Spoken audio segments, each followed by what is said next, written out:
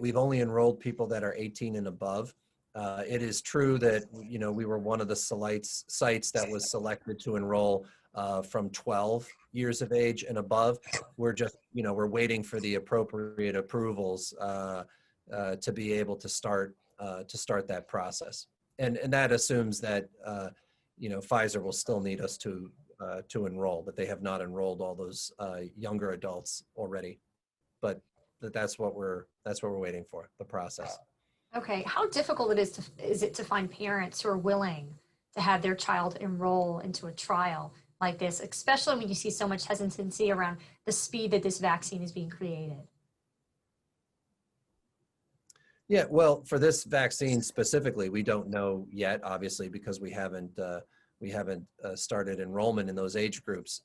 But you know, the pediatric infectious disease group here does a number of studies in young adults and adolescents and even younger children down to infants. And so it's not a new concept at all. They've been able to enroll those populations in other studies. So I just anticipate that they'll be able to do the same for the 12 and above age group here. I mean, I do think that people, you know, people are aware that, you know, we've had over 1 million children infected with SARS-CoV-2, right, the virus that causes COVID. So in the United States, we've had over 1 million kids infected.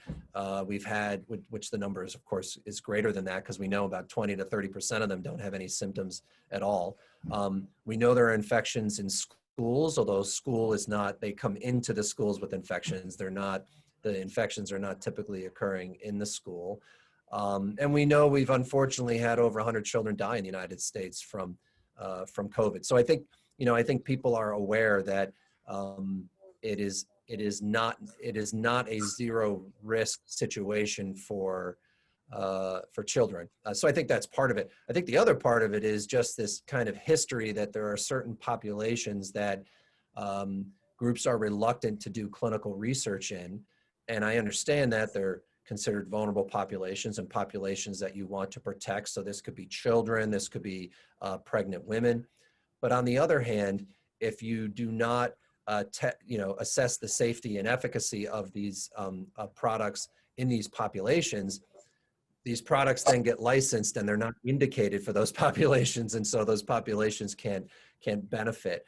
So I think it's a good thing that the companies are exploring enrolling into younger age groups to demonstrate safety and efficacy in those age groups.